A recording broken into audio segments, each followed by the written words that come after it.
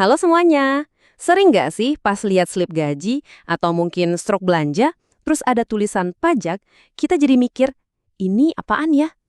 Nah, kalau kamu pernah ngerasa gitu, tenang aja, kamu nggak sendirian kok. Kali ini kita bakal coba bedah bareng-bareng soal perpajakan di Indonesia, tapi dengan cara yang santai dan gampang dipahami. Yuk kita mulai perjalanannya. Dan ini nih, pertanyaan yang paling sering muncul ya kan? Uang pajak yang kita bayar itu sebetulnya lari kemana sih? Setiap rupiah yang kepotong dari gaji atau yang kita bayar waktu ngopi, itu semua ada tujuannya loh. Nah, kita bakal cari tahu jawabannya bareng-bareng. Oke, sebelum kita jawab soal uangnya lari kemana, kita perlu mundur dikit dulu. Kita samain persepsi dulu yuk. Sebenarnya apa sih pajak itu? Dan kenapa kita harus bayar? Kalau kita lihat definisinya di undang-undang, bunyinya tuh begini. Kontribusi wajib kepada negara untuk sebesar-besarnya kemakmuran rakyat. Kedengarannya kaku banget ya, formal gitu. Tapi intinya sebetulnya simpel kok. Ini tuh kayak iuran kita bareng-bareng buat tujuan yang lebih gede. Coba deh kita pecah-pecah lagi biar lebih gampang. Jadi, ada 4 ciri utama dari pajak ini. Pertama, sifatnya itu wajib dan memaksa. Jadi ini bukan sembarangan sukarela ya, tapi emang ada aturannya. Terus yang kedua, dan ini yang unik, kita tuh nggak dapet imbalan langsung. Maksudnya, ya kita nggak bisa request, Pak, uang pajak saya tolong buat benerin jalan depan rumah saya aja ya. Nggak bisa gitu. Kenapa? Karena tujuan akhirnya itu buat kemakmuran rakyat secara bareng-bareng. Buat bangun jembatan yang kita semua lewatin, atau sekolah buat anak cucu kita nanti. Biar gampang, bayangin aja gini deh. Negara kita ini kayak satu rumah besar yang kita tinggalin rame-rame. Nah, pajak itu ibaratnya uang iuran bulanan kita. Pasti ada yang iurannya lebih gede, ada yang lebih kecil. Tergantung kemampuannya masing-masing. Tapi tujuannya cuma satu, biar rumah kita ini nyaman, aman, dan punya fasilitas yang oke buat semua penghuninya. Oke, konsepnya udah dapet ya. Sekarang kita masuk yang lebih teknis nih ke prakteknya. Jadi, kapan sih kita pertama kali kenalan secara resmi sama dunia pajak? Nah, biasanya momen itu datang pas kita dapat kerjaan pertama. Nah, begitu penghasilan kita udah di atas angka tertentu, ada aturannya tuh. Status kita langsung berubah jadi wajib pajak. Sesuai namanya, ya berarti kita jadi wajib bayar pajak. Tapi, bukan cuma kewajiban loh, kita juga punya hak-hak tertentu sebagai wajib pajak. Dan sama kayak kita punya KTP buat identitas diri, sebagai wajib pajak kita juga punya nomor identitas khusus. Namanya NPWP, singkatan dari nomor pokok wajib pajak. Anggap aja ini kartu anggota kita di dunia perpajakan. Biasanya kita bikin ini pas pertama kali kerja atau mulai bisnis sendiri. Terus buat apa sih NPWP ini? Gampangnya gini. NPWP itu cara pemerintah buat nyatet administrasi pajak kita biar rapi.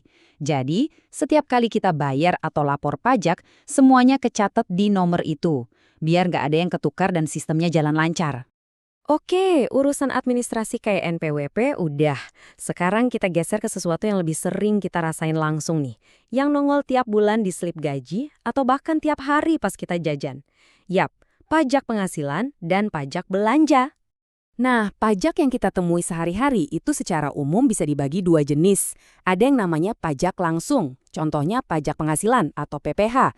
Kenapa langsung? Karena bebannya langsung kita yang nanggung, dipotong dari gaji kita. Terus ada juga pajak tidak langsung, contohnya PPN. Disebut tidak langsung karena bebannya itu dititipin sama penjual ke kita, si pembeli.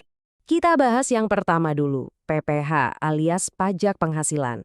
Nah, ini nih biang keladinya. Kenapa angka di slip gaji sama yang masuk ke rekening kita suka beda? PPH ini dipotong langsung sama perusahaan tempat kita kerja. Bebannya kita tanggung sendiri. Dan besarannya itu progresif. Artinya, makin gede gaji kita, makin gede juga persentase pajaknya. Yang kedua, ada PPN atau pajak pertambahan nilai. Wah, ini sering disebut pajak gaib atau siluman nih. Soalnya kita sering nggak sadar bayarnya.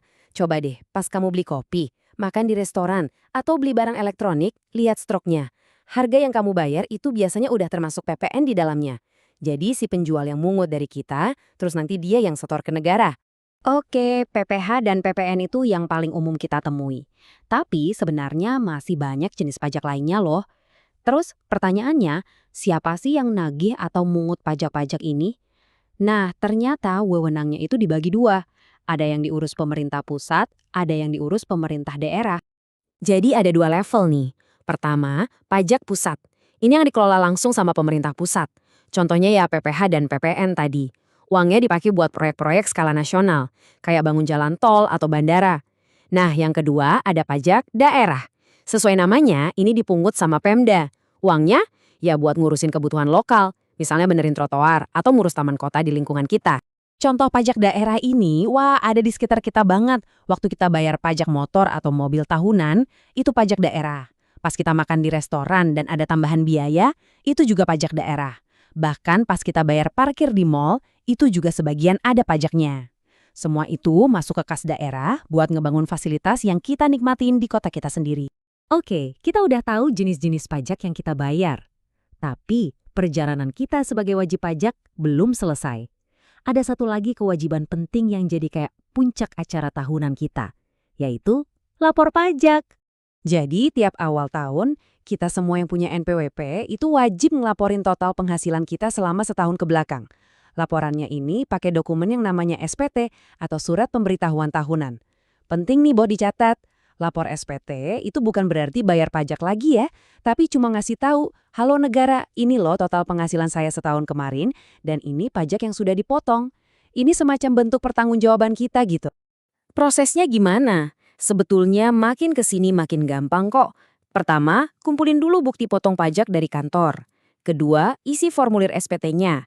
Nah, sekarang udah enak banget, bisa online lewat yang namanya e-filing. Tinggal klik-klik aja. Ketiga, yang paling krusial nih, lapor sebelum deadline, biasanya sih akhir Maret tiap tahunnya. Jangan sampai kelewat. Dan dengan kita lapor SPT, siklusnya jadi lengkap. Berawal dari penghasilan yang kita dapat, terus jadi kontribusi lewat pajak yang kita bayar, dan akhirnya balik lagi ke kita dalam bentuk fasilitas publik yang kita nikmatin bareng-bareng. Nah, itulah inti dari perjalanan kita sebagai seorang wajib pajak. Jadi, ternyata pajak itu bukan cuma soal potongan gaji atau angka di struk belanja ya. Pajak itu pada dasarnya adalah sistem gotong royong versi modern yang bikin negara kita bisa terus berjalan. Memang bayar pajak itu kewajiban. Tapi saya mau ninggalin satu pertanyaan buat kita renungin bareng. Gimana kalau kita coba geser cara pandang kita? Dari yang tadinya ngelihat pajak sebagai beban, menjadi sebuah kesempatan buat kita ikut andil membangun Indonesia. Makasih banyak ya udah nyimak pembahasan kali ini.